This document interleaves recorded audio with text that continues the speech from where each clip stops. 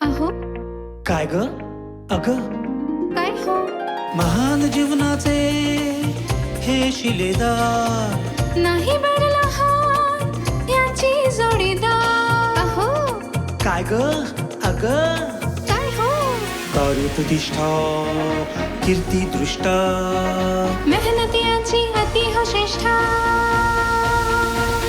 गाठी जन्माची ऋणानुबंधाची गृहस्थीची जोडी बघा हे खुलून दिसे जोडी बघा हे खुलून दिसे आमचे हे आमची आमचे हे आमचे हे आमची आमचे हे आमची. नमस्कार. सह्याद्री वाहिनीच्या सर्व रसिक प्रेक्षकांचं मी स्मिता गवाणकर मनापासून स्वागत करते. प्रत्येकाचे आपल्या जोडीदाराबरोबरचे ठोकताळे हे वेगवेगळे असतात. म्हणजे मुलगी म्हणते मला नवरा हँडसम हवा, रूपवान हवा, गुणवान हवा, कर्तृत्ववान हवा, पण माझ्यावर भरभरून प्रेम करणारा हवा. तर मुलगाही म्हणतो माझी बायको रूपवान हवी, गुणवान हवी, कर्तृत्ववान हवी, सडपातळ हवी, मोठ्या केसांची हवी, पण माझ्यावर प्रेम करणारी हवी. आता हे ठोकताळे थोडेसे बाजूला ठेवा, पण प्रेम करणारा भरभरून हवा किंवा प्रेम करणारी भरभरून हवी हे मात्र कॉमनच असतं. म्हणजे काय, एकमेकांवर भरभरून प्रेम करणारी हवी असं म्हटल्यानंतर प्रेम हे सगळ्यात श्रेष्ठ असतं. म्हणूनच म्हणतात प्रेमाला उपमा नाही. अशा सुंदर प्रेमाच्या उपमेची ही प्रेमाची गोष्ट, या प्रेमाच्या गोष्टीतील आमचे हे आहेत सुप्रसिद्ध अभिनेते दिग्दर्शक अरुण कदम आणि त्यांची ही म्हणजे आमची ही आहे सौ वैशाली अरुण कदम. त्यांचं आपण स्वागत करूया. सर या.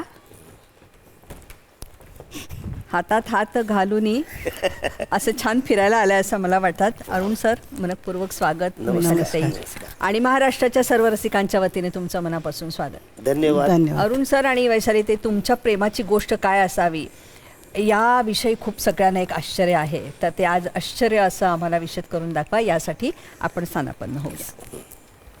वैशाली, ते तुझं मनापासून स्वागत. तू पहिल्यांदा आमच्याकडे येतेस आणि आज इतकी तू सुंदर दिसते आहेस. हे जे सुंदर निरागस हास्य तुझ्या चेहऱ्यावर सातत्याने पाहतोय त्याचं सगळं श्रेय आमच्या अरुणदादांना आहे, कारण त्यांनी तुझ्यावर केलेलं भरभरून प्रेम. अरुणदादा, आठवते का एस टीमधून दूरदर्शनला आलेले तुम्ही आणि मग तो मेकअप केला, मग तो रात्रभर काढला नाही, तो दिवस आठवतो? हो ना. म्हणजे आणि बघा आज अशा पद्धतीने कर्तृत्ववान 35 वर्ष ज्यांनी महाराष्ट्राला उत्तमोत्तम भूमिका देऊन आम्हाला रिझवलंय, हसवलंय, ते अरुणदादा आज मानाने मुलाखतीसाठी आलेले आहेत. मला तो दिवस सांगा ना, एस टीतला, त्याच्यातनं तुम्ही आलात. हो ना. म्हणजे खरं तर कुमार कला केंद्राच्या स्पर्धा असतात मुंबई महानगरपालिकेच्या माध्यमातून, आणि ते दिनानाथला स्पर्धा असतात. तर केळकर बाईंनी आम्हाला त्या एकांकिकेमध्ये भाग घ्यायला सांगितलं, आणि ती एकांकिका आमची याच्यावर होती, म्हणजे ब्रिटिश लोक गुलामांना त्रास देतात, तर ते आम्ही गुलाम सगळे म्हणजे दिसायलाही गुलाम आणि घ्या गुलाम चला. कास्टिंग लगेच का? कास्टिंग लगेच. म्हणजे मेकअप दादाची तुम्हाला नंतर गोष्ट सांगतो. तर मग आमची ती नम्रात आली, आणि मग ही जरा लोकांपर्यंत पोचली पाहिजे म्हणून दूरदर्शनकडनं ती एकांकिका आम्हाला दाखवण्यात आली. तर आम्ही पहिल्यांदा म्हणजे प्रवास केला, म्हणजे एस टीतून आम्ही आलो. एस टीतून आलो आणि आम्हाला सांगितलं होतं की प्रत्येकाला की जेवणाचा डब्बा आणा, ज्याच्यामध्ये जास्त त्रास होईल असं काही आणू नका, आणि जेवायच्या आधी समजा कोणाला असं वाटलं की आता त्रास होतोय तर लिंबू किंवा लिंबाच्या गोळ्या बरोबर ठेवा, आणि जर त्रास झाला तर ते खा. तर आम्हाला एवढंच माहिती होतं की ते घ्यायचंय, आणि आम्ही एस टीत बसल्या सगळं लिंबाच्या गोळ्या पण खाल्ल्या, लिंबू पण आम्ही ते खाल्ले. आणि त्याने काय झालं, अचानक एकतर पहिल्यांदा प्रवास सगळी व्हॉमिटिंग झाली ना, त्या अख्ख्या गाडीत व्हॉमिटिंग. आम्हाला इथं सोडून गाडी धुवायला गेली याला. आणि तो दिवस पहिला की ज्या दिवशी आम्हाला मेकअप लावलं, खरं तर खूप गर्दी होती, त्या गर्दीतून आम्हाला मेकअप दादा घेताना ह्याला नंतर जरा खूप लागेल ह्याला म्हणून आम्हाला नंतर घेतलं. आणि मग त्या दिवशी जो मेकअप केला होता तर इथलं काम संपलं, घरी गेलो, रात्र झाली तरी तो मेकअप काढला नव्हता आणि सगळ्यांच्या घरी जाऊन मी सगळ्यांच्या घरी जाऊन मी भेटायचो. अरे जा झोप, वाजले किती, तर मी सांगतो मेकअप मेकअप मेकअप बघा. मेकअप केलाय मेकअप. तो माझा पहिला दिवस मेकअप माझ्या वा आयुष्यात. वा वा वा वा. असं म्हणतात की चेहऱ्याला मेकअप लागला की तो परत जात नाही. मग तुम्ही धुतला तरी सुद्धा भौतिक अर्थाने. पण बरं बघा तो कशाने धुवायचा, कसा काय काय हे माहित नव्हतं, त्यामुळे साबणानेच. बघा पण वरुण दादा त्यानंतर इतके मेकअप चढवले गेले, पहिला मेकअप कसा लक्षात राहतो बघा. हो की नाही? खरंच शारदेचं सरस्वतीचं वरदान तुम्हाला आहे. वैशालीताईकडे बघितल्यावर मला वाटतं की तू कशी काय खरं या क्षेत्रामध्ये आली नाहीस. वैशालीताई तू कुठली आहेस, कुठून आलीस, आणि आमच्या अरुणदादांची पहिली भेट मला वाटतं बाबांनी सांगितलं, हे रत्नाला हे तुझ्या गाठ बांधायची. काय झालं नेमकं आणि तू का नाही आलीस खरं, म्हणजे तुला अजिबात आवड नाही, इतकी देखणी इतकी सुंदर तू. नाही, माझं तसं काही नव्हतं की म्हणजे पूर्वी तसं एवढं. आणि पप्पा आमचे खूप स्ट्रिक्ट होते. हो ते म्हणतील तसंच वागायचं, ते म्हणतील तसंच राहायचं, कधी काही नाही, घरातून बाहेर नाही, म्हणजे सातच्या आत घरात ना तसं होतं प्रकार. अगं इतकी देखणी मुलगी असल्यावर वडिलांना प्रेशर किती असेल हे आपल्याला कळतं की आता आपल्या मुली झाल्यावर. तर त्याच्यामुळे तर काहीच नाही. आणि लग्न पण माझं लवकर झालं अरुण बरोबर. म्हणजे तुझं अरेंज मॅरेज? अरेंज मॅरेज आहे. बरं. आणि अरुण बरोबर लग्न लवकर झालं. आता झालं नाही, आता ती गोष्ट सांग ना, झालं म्हणजे काय झालं लग्न असं. अरुण दादा हिला पाहिल्यावर काय वाटलं तुम्ही, काय म्हणजे कसं जुळलं हे, म्हणजे जरी अरेंज मॅरेज असलं तरी? हा म्हणजे आधी 2 मुली मला आवडल्या होत्या. हां बापरे. 2 मुली आवडलेल्या. स्फोटक आहे हे सगळं. त्या 2 मुली आवडल्या होत्या. त्या दोन्ही मुली घरी घेऊन गेलो होतो आईला दाखवायला. तर आईनेच सांगितलं ही नको ही नको. म्हणजे दुसरी होती ती नोकरी करत होती. तर आई म्हणाली की सगळ्यांचं लग्न झालेलं आहे, तुझं आता लग्न कशासाठी करायचं की तू उशिरा येतोस, नाटकाचं प्रयोग सिनेमाचं करून रात्री आलास तर तुला जेवण देणारी कोणतरी पाहिजे. मग ही पण नोकरी जर करत असतील तर मग उपयोग काय, म्हणजे तुम्ही लेटच येणार, मग तुझा विचार कोण करेल असं आईला. मग आई म्हणून म्हणाले की आता लग्न करा. म्हणून मी त्या 2 मुली दाखवल्या तर आई म्हणाले की नको. मग आमचा भाऊ सुरेश म्हणून आहे जो मावस भाऊ आहे, त्यांच्या पप्पांची ओळख होती. आणि मग सांगितलं अशी मुलगी बघायची काय. तर मी म्हटलं आधी मी बघतो जाऊन कसं आहे. तर हिला माहित नव्हतं, मी जाऊन तिला बघितलं, हळूच बघितलं, नाही म्हणजे व्यवस्थित. आणि मला माहिती नव्हतं ते मला ती तिचं काम करत होते, ते काहीतरी शिवण काम, ते राऊंड मध्ये ते हे करतात ना तसं, ते काही तिचं चाललं होतं ते. तर ते मला वाटतं ओके. आणि मग फॅमिलीनी येऊन आम्हाला सांगितलं. तुम्ही पाहून हिला थक्क नाही झालात? हो, म्हणजेच म्हटलं हीच आपल्याला हिच्याच बरोबर करायचं फायनल झालं. म्हटलं हे बघून गेले, मला माहिती नव्हतं की मला बघून गेले म्हणून. मला पप्पाने सांगितलं तो मुलगा आला होता पाहिलंच का. तर मी पाहिलं नाही, मी रँडमली आपण असं बोलतो तसंच बोलत होते. मी काय त्याला असं म्हणजे आपण आता मुलगा बघायला आला की त्या नजरेने म्हणजे तसं नाही म्हटलं. हां तसं काही नाही. तर मग नाही, तो मुलगा आला होता, तो पाहायला आला होता. तर मी असं का, मी तुम्हाला जे योग्य वाटते ते करा. म्हणजे माझं काय असं मतच नव्हतं, म्हणजे तुम्ही जे करून द्याल ते ठीक आहे. तुम्ही आईला जाऊन सांगितलं मला पसंत म्हणजे खरं तर हिला त्याच एरियातला पप्पा म्हणत होते की त्याच एरियातला मुलगा तू बघ म्हणजे माझ्याजवळ राहशील असं तिला सांगितलेलं. पण ती म्हणाली की नाही, मला असं काही इथल्या एरियातला पण नाही करायचं, कारण मला माहिती आहे इथली जी लोक जी आहेत ती मला माहिती आहे, त्याच्यामुळे मला त्यांच्याशी करायचं नाही. मग आईला सांगितल्यानंतर आई म्हणाली ठीक आहे. मग आम्ही बघायला आलो. बघायला आल्यानंतर झालं बोलणं सगळ्या गोष्टी. हिला विचारलं की मुलगा पसंत आहे का. ते म्हणाले हो, म्हणजे पप्पाने सांगितले मुलाकडे घर आहे, नोकरी आहे, तो नाटकातून सिनेमातून काम करतो. पण ह्याला मी हो म्हणाले, ह्याला अजूनही म्हणजे त्याला असं हे नव्हतं की खरंच हो म्हणाली मला, किंवा वडिलांनी सांगितले म्हणून असेल का. मग हिने हो का म्हणाली, मग ही जबरदस्ती लग्न असेल हो असं त्याला वाटलं होतं. मग काय, मग आम्ही म्हटलं की ह्यांच्याकडनं आल्यानंतर मला विचारलं की मुलगी पसंत आहे का. तर म्हटलं मी आत्ता नाही काय बोलत, एकदा मी तिच्याशी बोलतो आणि मग आपण ठरवूया. तर आई म्हणाली कानाखाली दे, छानपणा करायचं नाही, आत्ता हे सगळे लोक नातेवाईक बसले त्याच्यासमोर सांग ना, परत कोणाकडे वेळ आहे. तर म्हटलं नाही, मी जरा एकदा त्याच्याशी बोलेन आणि मगच करेन. थांबलं. मग आमच्या तिथला तो विषय तिथे थांबला. आणि मग मी सांगितलं की एक दिवशी मुलीबद्दल कुठेतरी मला बोलायला मिळेल का.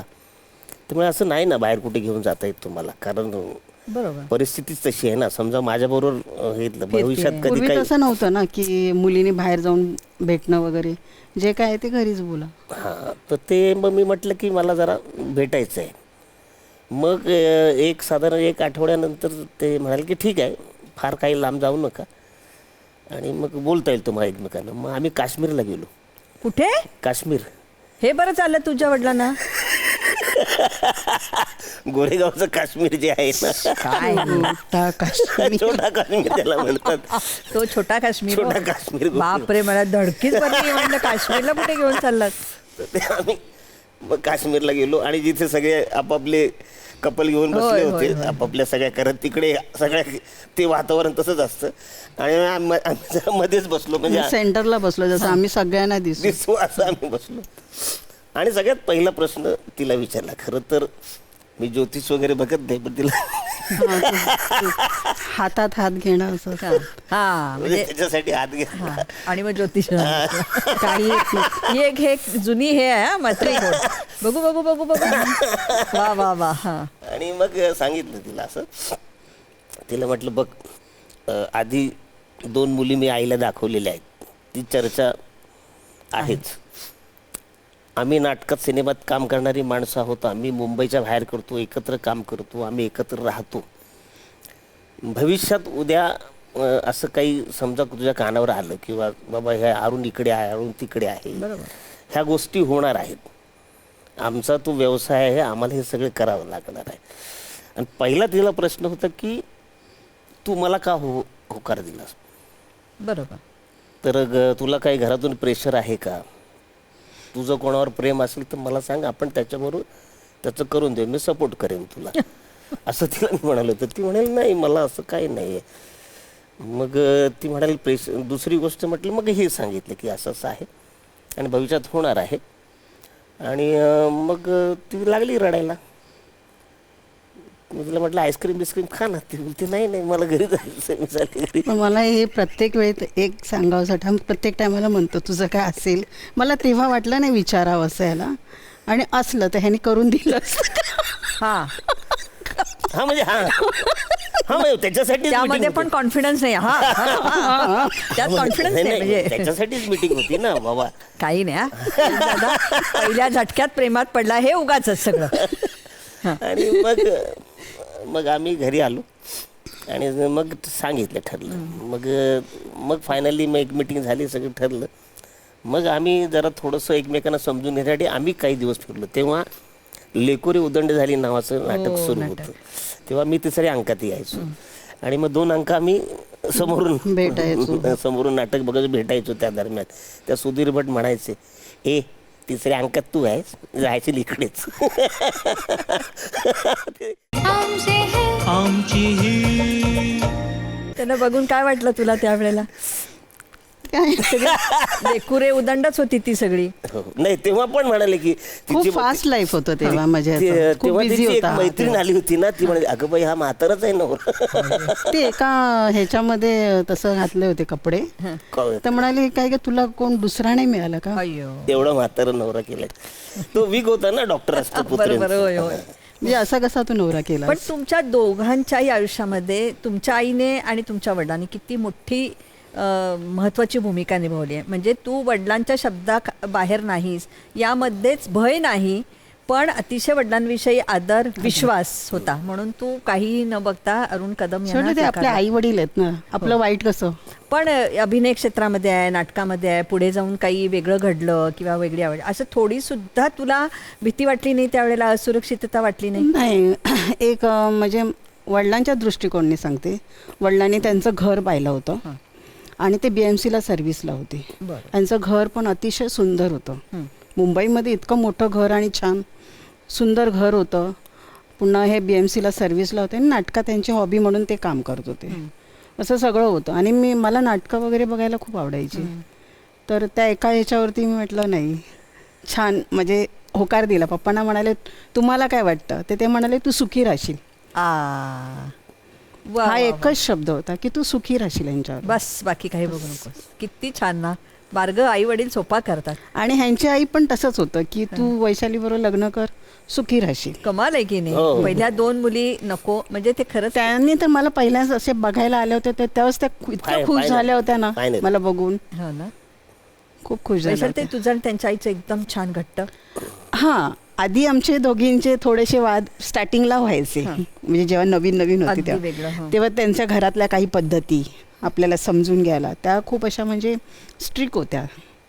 पण तितक्या ते म्हणतात ना फणसासारख्या असतात ना, वरून काटेरी आतून गोड. कारण आमची तशा लीडर होत्या. होती ना आणि महानगरपालिका. त्या BMCला सर्व्हिसला होत्या.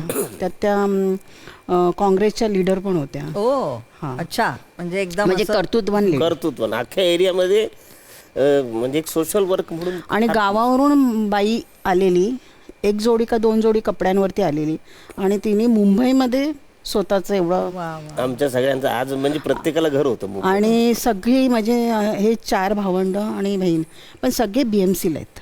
आणि ते एकट्या बाईनी BMCला सगळ्यांना सर्व्हिसला, आणि सर्व्हिस न देता त्यांची लग्नकार्य तिने केली. त्याच्यानंतर त्या प्रत्येकानं 1-1 फ्लॅट दिले. वा वा. प्रत्येक मुलाला. बरोबर. एवढंच नाही तर रिटायरमेंट झाल्यानंतर खरं तर मी आता लोकांना सांगतो की बाबा रिटायरमेंट झालेल्या माणसांनी त्याची पुंजी जी मिळेल वर्षभराची किंवा इतके दिवस काम केले ती ना तुम्ही वाटू नका. हो. कारण आता ही शेवटची पुंजी आहे तुमच्याकडे. तुम्ही तुमच्या फॅमिलीला आणि याला त्रास द्या. आमच्या आईने प्रत्येकाला 20-20 हजार रुपये दिले होते सगळ्यांना बोलून. वा वा वा. म्हणजे आम्ही सांगायचो की तुझे पैसे तू स्वतःजवळ व्यवस्थित ते सांभाळून सगळे ठेव. त्यांचे हातच त्यांचे हो, मला हो, वाटतं हो, असे होते. पण छान होती. मग नंतर तिला तर म्हणजे कुठे गेलो की मुलीला म्हणायची सून आणि मला म्हणायची मुलगी. आम्ही कुठे असं गेलो ना, तुमची मुलगी आहे काय? नाही. मी म्हटलं ती माझी सून आहे. म्हणजे इतकं नातं आमचं घट्ट होतं. अरुण दादा, BMC महानगरपालिका आणि तुमचं म्हणजे घट्ट नातं. घट्ट, हो. जन्म तिथे, हो. शाळा, हां. कॉलेज, नंतर पहिली एकांकिका आणि प्रमुख पाहुणा. हा बात आहे. म्हणजे मला जास्त आनंद सांगायला आवडेल की मी दीनानाथला पहिली एकांकिका केली. होय. मग त्यानंतर मी मुंबई महानगरपालिकेत कामाला लागल्यानंतर त्याच दीनानाथ थिएटरमध्ये मी दुसऱ्यांच्या डिरेक्शनमध्ये काम केलं. मग मी डिरेक्शन केलेली 2 नाटकं केली. त्या स्टेजवरती मला बक्षिसं मिळाली आणि त्या स्टेजवरती मी लोकांना बक्षिसं दिलेली क्या आहेत. बात आहे.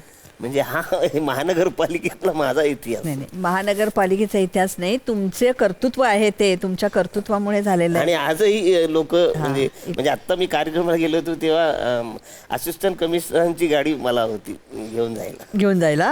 हो हो हो हो हो. आपण म्हणतो ते सगळं नशीब बिशीब, पण नशीब तुमच्याकडून सकारात्मक काहीतरी देण्यासाठी तुम्हाला प्रचंड कष्ट करावे आणि लागतात, जे तुम्ही महानगरपालिका केलेत. खूप मला सपोर्ट केला म्हणून मी इथपर्यंत पोहोचलो. होय होय होय. वैशाली, तू त्यावेळेला म्हणालीस की अगं म्हातारा आहे का नवरा तुझा, असं त्यावेळेला तुला हे ट्रोलिंग होतं तुमचं अजूनही? हां, खूप होतं. हो. की पैसा असेल म्हणून बायको मिळाली असं, म्हणजे खूप. हां, काही म्हणजे ज्याचे जसा माणूस जसा विचार. आणि काही जणांनी खूप छान विचार पण केला, नाही सुखी राहशील. जेव्हा माझं लग्न ठरलं तेव्हा खूप जणी म्हणजे हाईटवरनं ट्रोल केलं की तू उंच आहेस, त्यांच्या हाईट. मी म्हटलं नाही, तुम्हाला काही फरक नाही पडला मला कधी? आमच्या लग्नातली एक गोष्ट मी कधीच कोणाचा विचार नाही केला. आमच्या लग्नातली गोष्ट म्हणजे आम्ही बूट आणि चप्पल घ्यायला एका ठिकाणी गेलो. मग हिलाही चप्पल आम्ही घेतली, मलाही घेतली, तर मला हिलवाले बूट घेतले होते की हिच्या हाईटला मॅच होण्यासाठी. पण मग आम्ही ती लग्नात घातली तेव्हा हिच्या लक्षात आलं की अजून मला हा मॅच होत नाही, माझ्यापेक्षा मोठा नाही, हा बारीकच दिसतोय. म्हणून तिने तिची चप्पल खाली काढली आणि ती विदाउट चप्पल राहिली तेव्हा उभी राहिले होते. माझी थोडीशी हिल्स थोडीशी होती आणि ह्यांना तसं आम्ही दोघंच गेलो होतो, कारण आम्ही दोघं कम्फर्टेबल होतो.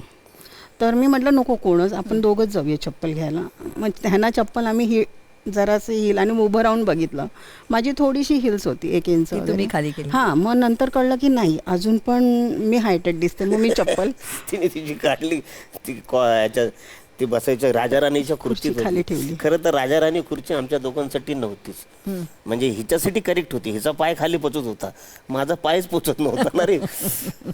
म्हणजे ज्या खुर्च्या आमच्यासाठी बनवलेल्याच नाही ना, म्हणजे लहान लोक जे आहेत, शॉर्ट लोक आहेत, त्या लोकांसाठी ती खुर्ची नाही, ती एक भारदस्त आणि असं. तर मी त्याला सांगितलं होतं की दादा मेरीन, मी जिथे बसेन ना तिथे खाली पाठ ठेवू आणि तिकडे कपडा ठेवतो. विसरला बिचारा. आणि मी त्याच्यावर चिडलो. अरे बोलो पाहिलं टकतायत ना माझे. अरुण दादा, आज आपण खूप हसत खेळत किंवा मस्करीने हे आपण घेतो आहे, पण एक छान गर्भित अर्थ आहे की प्रत्येकाचं आयुष्य तुम्हाला एकमेकांबरोबर जायचं असेल तर 2 पावलं पुढे, 2 पावलं मागे, 2 पायऱ्यावरती, 2 पायऱ्या हिने मागे. खूप ऍडजस्ट. पण करावंच लागतं. चप्पल घेताना एखादी हिलवाली चप्पल आवडली तर तो म्हणतो कशाला विचार करतेस, तुला आवडलं ना तू घे. वा वा वा. आपण कम्फर्टेबल आहेत ना एकमेकांबद्दल. लोक काय बघतील हा विचार नको करू, तुला काय वाटतं ते तू कर. असं ह्या अरुणने पहिल्यापासून मला सांगितलं. वा वा वा. मग मी तिथून मग विचारच नाही केला. मला जसं घ्यायचंय तसं मी घेतलं, जसं राहायचंय तसे राहते, ते फक्त याच्यात. आणि अरुण दादावर प्रचंड विश्वास आणि अरुण दादा, एका बाजूला कलाकार म्हणून तुम्ही धडपड करत होतात, म्हणजे जरी BMC मध्ये नोकरी जरी असली तरी हे करत असताना तुम्हाला ती संधी मिळणं, नवी आलेली मुलगी, तिला आनंदित ठेवायचं आहे, जे तिच्या वडिलांनी सांगितले सुखी तू राहणार आहेस, त्याच्यासाठी एक वेगळी आपली धडपड चालू असते. यातनं मार्ग काढून आणि अरुण कदम असं नाव येईपर्यंतच काय काय झालं? म्हणजे खरं तर म्हणजे सुरुवातीला मी माझ्याबरोबर हिचं लग्न झालं म्हणजे फार तिच्याकडे लक्ष नाही दिलं. वेळ नव्हता. वेळ नव्हता म्हणण्यापेक्षा की म्हणजे नोकरी, नाटक, मुलगी झाली आम्हाला. त्या मुलीचं म्हणजे आमच्या मुलीमुळे परत माझी प्रगती सुरू झाली, सुकन्या आली आमच्या आयुष्यामध्ये, तर आमची प्रगती झाली. तर ते हे सगळं करत असताना आमचा विश्वास आई आणि सगळं की बाबा हां हे सगळं हे करेल. मग हळूहळू मला असं कळायला लागलं की सगळ्याच गोष्टी ती यांना नाही सांगणार, काही गोष्टी नवरा म्हणून पाहिजे. तेव्हा मी दुर्लक्षित केलं होतं. नंतर मग माझ्या जसं लक्षात आलं की नाही यार, खरं तर सगळ्यांना मी हेच विश्वासाने सांगतो की एक मुलगी जेव्हा घरदार, समाज, सगळ्या गोष्टी सोडून येतो तुमच्याकडे, तेव्हा काही दिवस तिला समजून घेणं गरजेचं असतं. त्याचं कारण असं आहे की नॅचरली तिच्या घरातलं जेवण वेगळ्या पद्धतीने बनतं, आपल्या घरातलं वेगळ्या पद्धतीने. तर पहिल्या दिवशी आपल्या आईनी किंवा हिच्या सासूनी ते दाखवायला पाहिजे की बाई आमच्याकडची जेवणाची थोडीशी पद्धत अशी आहे, तू आता मी तुला दाखवते. तर त्यांचं तसं न करता कसं असतं की काय करते बघूया, परीक्षा पाहिजे, हो हे तुझ्या आईबापांनी शिकवलं का, असं जे होतंय किंवा होत असेल तर ते न करता की पहिलंच मुलगी जर समजून, म्हणजे तिला सून न समजता मुलगी जर समजले तर मला वाटतं अनेक प्रॉब्लेम सॉल्व्ह होऊ शकतात. किती छान सांगितलं तुम्ही. कारण कसं असतं, तुम्ही मग ती मुलगी जी येते ती सुरू होते, कारण मग त्याचं आणि ह्यांचं पटत नाही, ह्या गोष्टी फार महत्त्वाच्या आहेत. किंवा म्हणजे जेव्हा माझं असं म्हणणं की नवरा बायको जेव्हा येतात तेव्हा बायकोबद्दल प्रेम जास्त असतं आणि आईला लोक तुला काय करायचं आहे, तू कशाला, तू नको दुर्लक्ष करू, अमुक तमुक. पण माझं म्हणणं की जेवढं काही गोष्टी समजून घेणं गरजेचं असतात. म्हणजे आई तर महत्त्वाची आहेत, पण खरं खोटं काय आहे एकमेकांना समजून, म्हणजे अर्ध्या गोष्टी तुम्ही इकडे ऐकायच्या, अर्ध्या गोष्टी इकडे करायच्या. म्हणजे त्याचं एक उदाहरण तुम्हाला देतो. म्हणजे आमच्या त्या काळात आमच्या घरी फोन नव्हते, पेजर, आणि फोन कुठे तर त्या दुकानदाराकडे कॉमन. आणि आपल्या घरातल्या गोष्टी, अडी अडचणी, चांगल्या दुःखाच्या, वाईट, त्याला माहीत असतात, कारण तो ऐकत असतो. म्हणून तो फोन मी घरी आणून ठेवला होता, मोबाईल आपला टेलिफोन. तर आमची आई आली एकदा आणि म्हणाली की अरुण जरा फोन लावून दे. तर हिला म्हणाली फोन लावून दे. तर ही म्हणाली की आता लावला तर चालेल का. तर या कारणाने आई आमची रागवली आणि गेली. दुसऱ्या दिवशी मी म्हटलं काय झालं, काय तुला सांगायचं, तुझ्या घरी गेले होते, बायकोला सांगितलं फोन लाव. तर ती म्हणाली आता लावला तर चालेल काय, आता नाही लावायचा. कळलं, आता लावलं तर चालेल का आणि आता नाही लावायचा. या 2 शब्दांमध्ये गोंधळ झाला. मला नाही आवडलं. मग मी हिला जाऊन दम दिला. हा फोन तुझ्या बापाने घेतलाय, हा फोन याच्यासाठी आहे की आपलं कोणतरी बघलं म्हणून आपल्या घरातल्या गोष्टीसाठी ऐकायला पाहिजे आणि ते ऐकण्यासाठी हे केलेलं आहे. तर हिच्या लक्षात आलं काहीतरी गोंधळ झालाय. हा माणूस इतका नाही चिडणार म्हणून ही बोलली नाही. समजा ही बोलली असती तर कदाचित मी खूप तिच्यावरती भांडण हात झालं उचलला असता, खूप भांडण झालं असतं. भांडण झालं असतं, रागावून ती गेली असती आणि साधारण मग पुन्हा मीटिंग की बाबा तुम्ही आमच्या मुलीला मारलं ह्या गोष्टीपर्यंत जाऊ शकलं असतं. तर तिने फार समजूतपणा घेतला आणि केलं. आणि सेम नंतर 1-2-3 दिवसांनी आई आली माझ्या असताना की अरुण फोन लावतो. मी म्हटलं तू जरा फोन लावून देतो, तुम्हीच लावा असं तिने मला सांगितलं. मला म्हटलं अरे बापरे काहीतरी गडबड आहे. मग फोन लावून दिला, हॅलो, हां हां हां ऐका. तर मग आईने बोलली. तर मग आईची एक रिएक्शन होती की बरं अच्छा ठीक आहे. म्हटलं काय झालं. नाही ते म्हणाले की 11:15 झालेत, आत्ता नका सकाळी, आमचे वकील होते. तर रात्रीचं उद्याचं काय अरेंजमेंट असते म्हणून ती आईने आधी फोन केला. सेम तसंच सांगितलं होतं. तर हेच म्हणाले की त्या दिवशी मी हेच सांगितलं, आता वाजलेत किती, तर आता फोन केला तर चालेल का. तर आई काय म्हणाली,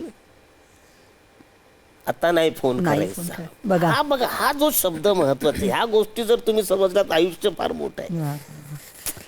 डोंगरा एवढी आणि गोष्ट मग सांगितली त्याच्या- तुम्ही आणि अरुणदादा मग आज. त्याच्यानंतर मी आई समोर आईच्या लक्षात आलं की आपली चूक आहे. मग ती म्हणाली की हां हां हां. म्हटलं बघ आई बघ, ह्या छोट्या गोष्टीमुळे अडचण झाली, भविष्यात मला हे असं नाही चालणार. वा वा वा वा. बघा तिथल्या तिथे सोपं तुम्ही झालं. आणि आपली मराठी भाषा आहे म्हणजे अरे. त्याच्यामध्ये किती फरक होतो तो बोलण्यात. काय यांच्या हे आम्हाला हसवतात ते शब्दांचे खेळ आहेत शब्दाचे की. खेळ आहेत सगळे. हो की नाही. किती छान. म्हणजे मग त्या गोष्टीतून मी पण शिकले खरंय. की एखादा शब्द आपण चुकीचा बोलल्यानंतर किती काय होऊ शकतो.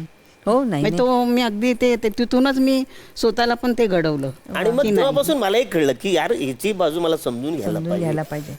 आणि हे जर आयुष्यात ह्या गोष्टी जर खरंच झाल्या ना तर मस्त, मला नाही मस्त. वाटत काही अडचण येतात. मस्त. आमचे हे आमची ही तुम्ही खरंच संसार कसा करावा याचा एक सुंदर बेसच आम्हाला पक्का करून आता दिला. मला 30 वर्ष झाली. मला 30 वर्ष हा, झाली. म्हणजे आम्हाला अजूनही असं कोणी बोलणार नाही की इतके वर्ष झाले. होय होय होय होय. आणि आनंदी राहणं, हो, हो. सुखी राहणं म्हणजे तिच्या मुळात वडिलांनी जे काही म्हटलं ते- गोष्टी म्हणजे आमच्यात भांडणं होतात नाही अशी नाही, नाही ती तसं घराघरातच होतं. होतात पण त्याची गंमत फार वेळ नसते. संपला विषय, तो विषय संपला. म्हणजे वाद होतात असे कुठल्या गोष्टीवर थोडेसे 2-3 गोष्टी. पण ह्याचं कसं कॉमेडी खूप असते घरात पण सुरूच असते. सुरू मग कधी कधी विषय राहतो आपण कशावरनं भांडत होतो. ते मूळ शोधत बसायचं. माझी लेक बोलायची अगं भांडताना तरी सिरियस भांडणं मी बघते ना तुम्हाला भांडताना.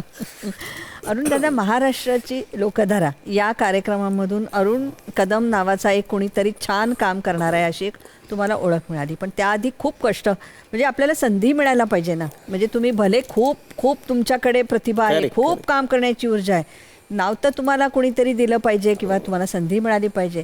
तुम्ही मगाशी म्हणालात की मला माणसं चांगली भेटत. हो हो हो. का म्हणजे कशी आणि कोण कोण भेटलं तुम्हाला? त्या काळात जॉनी लिव्हर सर इतके फेमस होते. हो. तर त्यांचे काही आम्ही ऑडिओज ऐकले होते. तेव्हा व्हिडिओ नव्हते पण हो. ऑडिओज खूप मला. तर ते ऑब्झर्वेशन करून मी एखाद्या पूजेला गेलो, एखाद्या मुला हळदीला गेलो तर तिथे मी काही ना काहीतरी करायचो. अशी फार गंमत करायचो आणि लोक एन्जॉय करायचं, मला ॲप्रिशिएट करायचे. म्हणजे तेव्हा मी आवाज काढायचे थोड्या कॅरेक्टर लोकांचे. मग विजय खानविलकर म्हणून आमच्या मराठा कॉलनीत आहेत ते. तर ते म्हणाले की अरुण हे सगळं तुझ्याकडे आत आहे ना ते खूप चांगलं आहे. तर ते लोकांपर्यंत पोचण्यासाठी तुला आहे ना कुठेतरी कुठल्या तरी एका संस्थेत जॉईंट व्हायला पाहिजे किंवा तिथं जायला पाहिजे किंवा सगळ्यात सोपं एखादं शिबिर करायला पाहिजे. बर. तर शिबिर हा माझ्यासाठी नवीन विषय, नवीन शब्द म्हणजे काय इथून सुरुवात होती. तर म्हणाल की तिथे सगळ्या अनेक लेखक डिरेक्टरची मुलं येतात ज्याच्यामुळे तुझी ओळख होईल आणि मग तुला पुढे जायला मार्ग सोपा होईल. म्हणून लिटिल थिएटरचा आमच्या बाई सुधा करमरकर त्यांचं शिबिर सुरू होतं आणि मला सांगितलं की अरुण यांचं शिबिर सुरू झालं. तर त्यांनी माझ्यापर्यंत मेसेज येईपर्यंत त्याला 5-6 दिवस झाले होते शिबिर सुरू होऊन. ओ.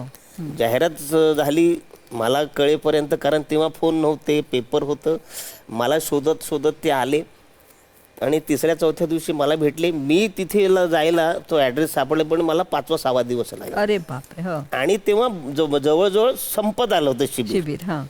तेव्हा मी गेलो धावपळ करत करत, भेटत गेलो घामाघूम होऊन. आता रुमाल असतो, तेव्हा रुमाल पण नसायचा, म्हणजे घामाघूम कुठे पुसायचा, कसा पुसायचा. तसं गेलो तर बाईंना मी भेटलो. म्हटलं वसुधा ताईंना म्हटलं कुठे कोण आहेत? तर ते म्हणाले सुधाकर हे यांचं शिबिर आहे. म्हणजे मलाही तेव्हा माहीत नव्हतं. मी नमस्कार केला. बाई मला शिबिरात यायचं. तर त्यांचा एक छान आवाज होता. हो. वेडा आहेस का तू? अरे शिबिर सुरू होऊन आता 7वा दिवस आहे, सगळं संपलंय, आता तू पुढच्या बॅचला ये, कळलं का तुला? तर मी म्हटलं बाई पुढच्या बॅचला मला नाही जमणार.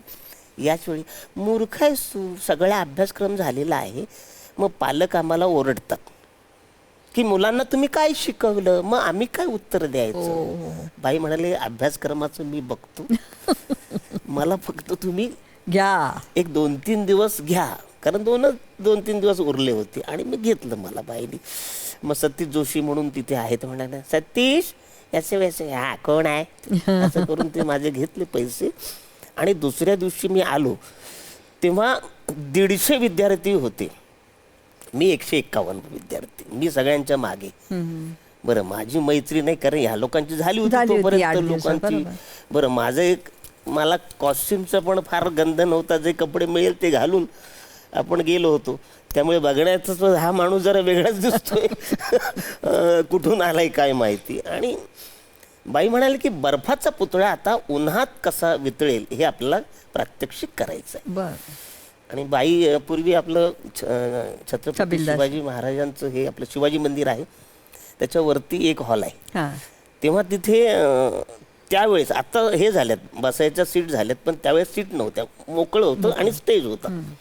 बाईवर होत्या स्टेजवरती आणि सांगितलं चला सगळ्यांनी करायचं ते. मग मला म्हटलं की हळूच मी डोळे बंद केले की म्हटलं बर्फाचा पुतळा आपण समजूया. मग ही मान असते ती बारीक असते, मग हळूच मान पडेल, मग एक खांदा पडेल, दुसरा खांदा पडेल, मग कंबरेतून वाकेल, हे करेल, पाय करेल, असं करत करत करत करत आणि मग असं मी रिलॅक्स झालो, म्हणजे पाणी झालं त्याचं. असं मी समजून मला जेवढं कळत होतं तेवढं केलं. तेव्हा बाईंनी पहिल्या टाळ्या वाजवल्या आणि मग सगळ्या मुलांनी टाळ्या वाजवल्या. आणि म्हणाले की हा ते कोण आहे तिकडे? तर म्हणाले काय आता नवीन आपल्याला आलाय तो अरुण कदम, त्याला स्टेजवर बोलवा. बघा. मग मला स्टेजवर बोलवलं आणि सांगितलं आता सगळ्या मुलांनी बघायचंय की बर्फाचा पुतळा कसा वितळेल. तेव्हा मी वर होतो, तेव्हा सगळ्यांच्या लक्षात आलं हा जो कोण आलेला आहे तो हा साधा सुद्धा माणूस नाही, हा मुलगा साधा नाहीये. आणि मग हळूहळू चुळबुळ सुरू झाली आणि मग प्रत्येकाचे ग्रुप ठरले होते फायनली. तेव्हा केदार शिंदे आणि संतोष मयेकर त्या शिबिरात होते. बर. तर केदारनी मला त्याच्या ग्रुपमध्ये घेतला. अरे हा असा प्रवास झाला असा. आणि मग केदारने त्या ग्रुपमध्ये घेतल्यानंतर आम्ही मग ग्रुपमध्ये बाई जे म्हणायचे ते आम्ही सुरूच व्हायचो आमच्या ग्रुपला. आणि शेवटी बाईंनी सांगितलं की जे मी काही शिकवलं त्यातलं जे कळालं ते अरुण कदमला. तेव्हा खूप असा गुच्छ नसायचा, एक गुलाबाचं फूल असं देऊन माझा सत्कार देऊ या 150 विद्यार्थ्यात. काय सांगताय, बाप रे, त्यांचे आशीर्वाद आहे. म्हणजे थक्क करणारा. आणि मग केदारनी मला सांगितलं चल आता लोकधाराची रिहर्सल सुरू झालेली आहे, चल. मी म्हटलं मी वरातीतला डान्सर आहे, मला बाबा जमणार नाही, मला ते डान्स येणार नाही, किंवा तुमचं जे काय आहे ते करणार. ते म्हणाल तू चल तर खरं. मग जबरदस्ती करून त्यांनी मला लोकधारा आठवतं का तुम्हाला ती गाणी? हो हो हो. म्हणजे मी गेल्या गेल्या मला भटजीचं कॅरेक्टर दिलं होतं. म्हणजे ते सगळं कॉमेडी, जितकं कॉमेडी होतं ते भटजीचं कॅरेक्टर मला मिळालं. मग त्याच्यानंतर दादला नको ग बाई म्हणा ना जरा, म्हणा ना, आता इतकं ते छान रंगलंय, म्हणा ना. तर ते भारूड होत. दादला नको ग बाई मला नवरा नको ग बाई, दादला नको ग बाई हिला नवरा नको ग बाई, असं ते म्हणायचं. आणि मग केदार गायचा आणि मी त्याच्याबद्दल म्हणायचो. तर ते इतकं सुपर डुपर हिट झालं, लोक भारूड बघायला थांबायचे. तेव्हा अंकुश, भरत आणि संतोष कोरसला असायचे. बापरे. तेव्हा मग गणगवळण माझ्याकडे आली. तेव्हा बाबांनी मला मिठी मारली होती. म्हणजे जेव्हा गणगवळण मी सादर केली तेव्हा मी आलो धावत, तर इतकं छान झालं. तर मी गेलो, नमस्कार केला पद्मश्री शाहीर साबळे यांना, वा, वा. नमस्कार केला. तर त्यांनी म्हणाले की ए वेड्या नमस्कार नको. क्या मी बात मिठी आहे. मारली, मिठी मारली त्यांनी मला, आणि मला म्हणाले की छान. आणि मग काही गोष्टी मला कसं पंच घ्यायचं, काय करायचं, पश्चिम महाराष्ट्राची जी भाषा मला तिथे जास्त कळली. आली माझ्याकडे. म्हणजे ती राम राम राम राम राम राम राम राम मंडळी. तर मंडळी पश्चिम महाराष्ट्राच्या परंपरेसह अनुसरून गंध झालेला आर तुमच्या मायचं टकुर हाणलं तुमच्या अर्कभर वाट बघायची, होऊन जाऊ त्या टाळ्या. तर ते असा सगळा प्रवास आहा. तर तिथे सुरू झाला. म्हणजे तिथली प्रॉपर भाषा. आणि पंच कसा घ्यायचा तर बाबांनी आम्हाला तिथे सांगितलं. कसा घ्यायचा असतो पंच? हा म्हणजे जसं साधारण ते एखादी गोष्ट असतं तर त्याला अगदी जरा लोकांना थांबू द्यायचं, त्याचं साफसूफ करायचा. लोक हसत, पहिली गोष्ट म्हणजे लोक हसत असतात तेव्हा काही बोलायचं नाही, तेव्हा फक्त रिॲक्ट व्हायचं. तर तुम्ही रिॲक्ट व्हा. ऐ ग. नाही तर आपण काय करतो, जेव्हा लोक हसतात तेव्हा आपण बोलतो आणि मग काय बोलला हे कळत नाही, त्यामुळे दुसरा पंच पडतो. तर त्यांचं म्हणणं की थांबा, त्यांचे हसणं होऊ द्या. तुम्ही कशाला आलाय? लोकांसाठी आलाय. तुम्ही बोलाल ते विनोद होतो तिथे, म्हणून लोक हसतायत. तर त्या लोकांना हसायचा आनंद घेऊ द्या आणि थोडस हात विसरून झालं की लगेच सुरू करा. ते इतकं छान आम्हाला त्यांनी सांगितलं. बापरे. पण मला ना वैशालीताई कौतुक असं वाटतंय की सुधा करमरकर सारख्या एवढ्या मोठ्या विदुषीला मला काय ते शिकवा, मी येतो, मला सुरू करा. हे धैर्य तुमच्याकडे कसं काय आलं मला काय माहित नाही. सरळ सांगितलं, तिला हाकलून दिलं असतं खरं एखाद्या बाई. मला घ्या, पण माझं घ्या एकदा, कारण मला माहिती आहे की मला इथून प्रवास नाटकाचा करायचा. वा वा वा. मग लोकधारा करत असताना केदारला म्हणालो की अरे मला ना इथे माझं रमत नाही मन, मला नाटक करायचंय. वा. मग मला नाटकात कोण घेणार, तर मला एकांकिका करायला पाहिजे. अरे बाप. मग आम्ही एकांकिकेला केदारला भाग पाडलं की बाबा चल ना रे आपण करूया, बापाचा बाप आपल्या बाबांचंच आहे ते करूया. मग आम्ही केलं, तिथे आम्हाला बक्षिसं मिळाली सगळ्यांना. मग आमचा कॉन्फिडन्स वाढला. मग आम्ही सगळ्यात, मग त्या काळामध्ये उत्स्फूर्त एकांकिका कल्पना आविष्कार एक असं नावाची संस्था होती. तर तिथे विषय एक, पण तुम्ही म्हणजे तिथे चिठ्ठी उचलण्यापासून 1 तासात तुम्हाला लिहायचंय, सादरीकरण करायचंय कमी वेळेत. तर म्हणजे प्रॅक्टिस, लिखाण आणि सादरीकरण. क्या बात आहे. असं ते आम्ही त्या काळामध्ये आमची म्हणजे 5 लोकांची टीम जोरात होती. आम्ही म्हणजे त्या काळातले जी लोक होती ना करणारे, त्या सगळ्यांनाच आम्ही हलवलं होतं 5 लोकांनी. आणि मग एक अशी आम्ही एकांकिका केली मदलासा आख्यान नावाची, ज्याच्यामध्ये मंगेश कुलकर्णी प्राथमिक फेरीत होते. ते बिचारे कधीच हसत नाहीत. म्हणजे त्यांचं मला माहित हो, त्यांना हसवा आणि 1000 रुपये मिळवा असं त्यावेळेला बक्षीस लागलं होतं. बक्षीस लागायचं. तर माझी एकांकिका बघून ते मरच तो हसत होते.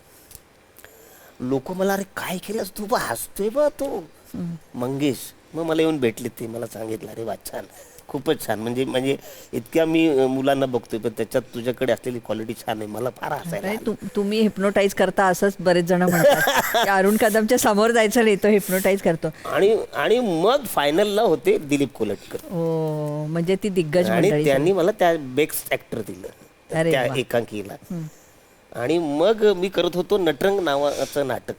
सयाजी शिंदेचं झुलवा संपलं होतं आणि नटरंग नावाचं नाटक अजित भगत सरांनी, माझ्या आयुष्यातलं पहिलं डिरेक्ट नाटक केलेलं अजित भगत. अजित भगत सरांनी मला ते नाटक दिलं, नटरंग केलं. आम्ही प्रॅक्टिस करत होतो की बाबा आता उद्या पुढचा प्रयोग कसा करायचा, त्याच्या तारखा कशा मिळवायच्या. ती करत असताना शिवाजी मंदिरमधून दिलीप कोलटकर बाहेर आले. त्यांनी मला सांगितलं त्याला बोलवा. असं करून मी क्रॉस केला, गोमंतकच्या समोर जे बस स्टॉप आहे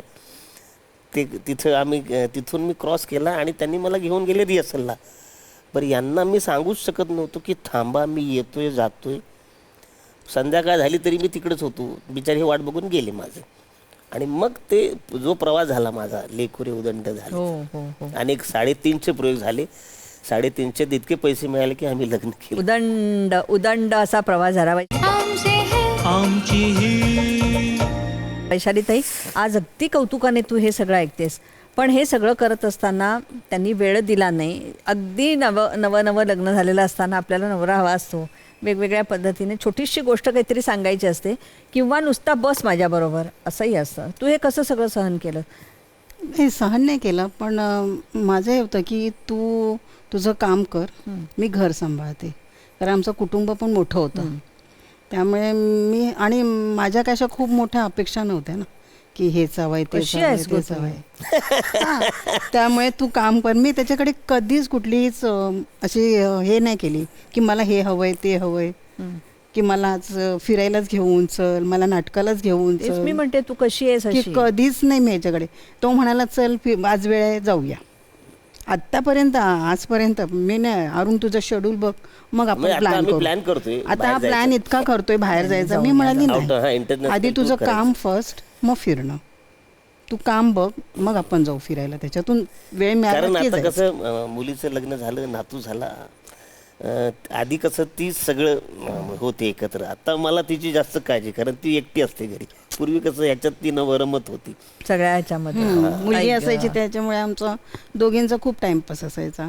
मग मुलीचं लग्न झालं तर आता मी एकटी. हा दिवसभर काम आणि शूटिंगमध्ये रमलेला आहे. मग त्याला असं वाटतं की आपण चल आता आपण कुठेतरी फिरून येऊया किंवा काय. पण आम्ही म्हणाले अरे तुझं एवढं बिझी शेड्यूल चाललंय, एवढं त्यातून busy तू आहे. माझा विचार नको करू अजून. आपण जाऊ जेव्हा तुला प्रॉपर असा 10 दिवसाचा 15 दिवसाचा गॅप मिळेल तेव्हा फिरू. ह्याचं चाललेलं असतं, त्याच्यातून आपण मग तिथून आपण येणार फिरून, परत तू दुसऱ्या दिवशी शूटिंगला जाणार.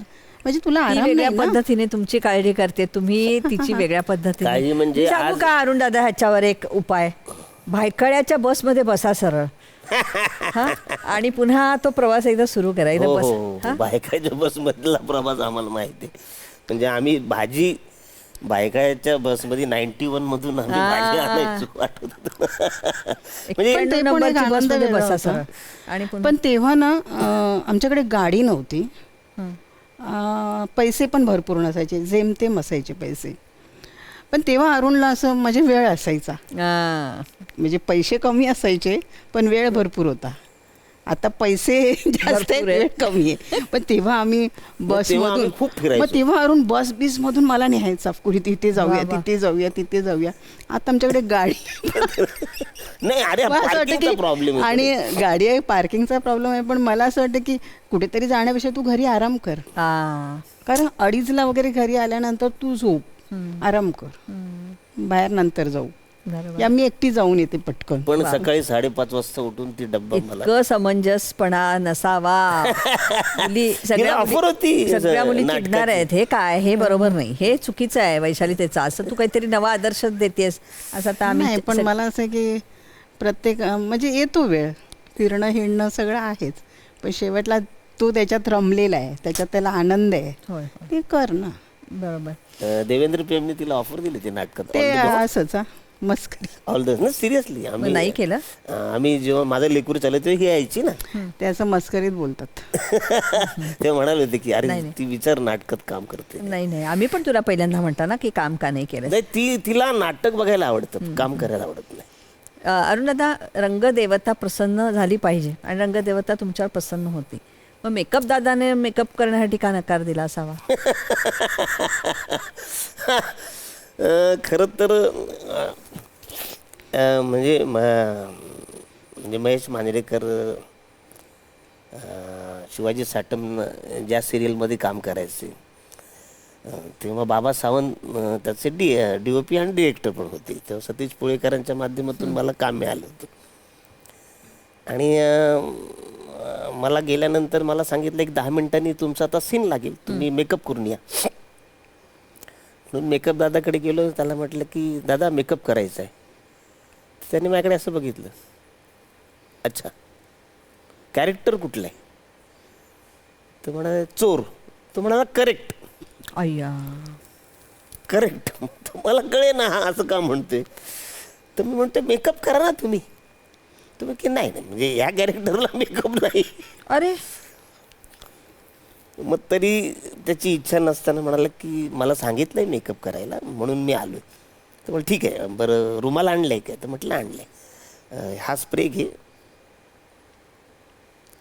आणि रुमाल पुसला आणि पावडर घे आणि लाव आणि जा. तर मला सारखं वाटतं की हा मला मेकअप का का नाही नाही करत? बरोबर. ह्याचं काम आहे मेकअप करायचं. पण मग तोच माणूस आता रस्त्यात कुठे भेटला तर पाया पडतो. त्याला ते गिल्टी झालं की बाबा ह्या माणसाला मी आज मेकअप नाही केला, पण हाच माणूस आज बऱ्यापैकी लोकांना विनोदी करतोय, छान करतोय, आज तो दिसतोय टी व्हीवरती आणि लोकांना हसवतोय, तर मी त्या दिवशी मेकअप नाही केला. तर माझं हेच म्हणणं असतं की प्रत्येक माणसाने आपलं काम करावं. तुला मेकअपचे पैसे मिळतात ना, हो तुला असं नाही सांगितलं ना की ह्याचा नाही करायचा त्याचा नाही करायचा. तुला ह्या मेकअपचे पैसे, मग येणारे कुठलाही माणूस कसाही असू दे, तर त्याचा मेकअप करायची जबाबदारी तुझी आहे. इंडस्ट्रीमध्ये हाच प्रॉब्लेम आहे की प्रत्येकाने आपलं काम जर केलं तर प्रॉब्लेम येत नाहीत, अडचण येत नाही. पण त्यांनी आपलं काम, मी ह्याला का करू, मी ह्याला असे कपडे का देऊ. कॉस्ट्युम डिझायनर पूर्वी आम्हाला कपडे द्यायचं तर आम्हाला असं वाटायचं ना, आम्हाला चांगले कपडे द्यायला पाहिजे ना, हा असं काय देतं. पण खरंच एखादं जर कॅरेक्टर तसं असेल तर तसं कपडे देणं योग्य आहे. कारण नाटकात असंच असतं ना की अरुण कदम नसतो तेव्हा एक शिपाई असतो, एखादा बँकर असतो, एखादा पत्रकार असतो, तर तसेच कपडे देतात. साहजिक आहे की मला वाटतं की मला चांगले कपडे पाहिजेत काम करायला, पण कॅरेक्टरनुसारच ते कपडे देतात. पण कधी कधी ती मंडळी की ह्याला का चांगले कपडे द्या, तर असे. तर माझं तेच म्हणणं की प्रत्येकाने आपली जबाबदारी करा, तेव्हा एक प्रोडक्शन दिसायला छान दिसतं, किती छान. आणि मजा येते, गंमत येते काम करताना. राग येत नाही कोणाला, काय येत नाही त्याच्यामुळे. पण तुम्ही पहिल्याच दिवशी मेकअप करताना सुद्धा मेकअप चुकीचा केला की दिसतो ना. चुकीचा मेकअप, तुम्ही तुमचं काम आहे, तुमचं छान करायचं. जसं तुम्ही तुमचं काम छान करणं तसं आम्ही आमचं काम छान करू. म्हणजे समजा आलेल्यात जर एखादा चहा कॉफी छान मिळाला तर तो दिवस चांगला जातो, सगळ्याच गोष्टी होतात, काम चांगलं होतं. हे सगळ्या टीमचं काम आहे, पण हे सगळ्यांनी समजणं फार गरजेचं आहे. किती छान सांगितलंय. हे खरंच नॉर्मल आयुष्यामध्ये पण असंच असावं की नाही. चहा पाणी कुठेही मिळेल, पण तो किती आदराने तुम्ही विचारताय, तिथून त्या प्रवासाची खरी सुरुवात होते. म्हणजे मी तुला सांगतो की मी एक काम करत होतो, एक सिनेमात काम करतो. सिनेमात काम करताना मला हे स्पॉट दादा असतात ना, त्यांनी पाणी पण दिलं नव्हतं. मी म्हणलं पाणी दे, पाणी दे. हा देताय ना, असं केलं. अय्यो. नॅचरल तू माझ्याकडे बघितलं. अरे असं काय, त्या काळात माणूस आहोत आपण जिवंत. पण लोक दिसण्यावरती खूप हे करतात ना. कमाल आहे म्हणजे. तर पण माझा सीन झाल्यानंतर तो आला, सर कॉफी देऊ का चहा देऊ. तर म्हटलं आता काय नको तुझं. बापरे. म्हटलं असं केल्यावर तू वागणं हे चुकीचं आहे. तुझं काम आहे की आलेल्या प्रत्येक नटाला तू विचारून चहा कॉफी पाणी. तुझ्या घरात नाही आलेत ना ते. अरुण दादा, तुमच्या अभिनय कारकिर्दीला 35 वर्ष झाली. किती माणसं बघितली असतील तुम्ही. तुमच्या समोर असे स्टार झालेले, झपकन विझून खाली पडलेले पहिले. काय कारण असतील अशी, आणि तुम्ही का टिकला आहात अजून इतके वर्ष? म्हणजे मी चांगल्या पद्धतीने बोलते म्हणजे तुम्हाला भरपूर काम करायचं. काय असेल कारण? काय नाही, म्हणजे एक तर खरं तर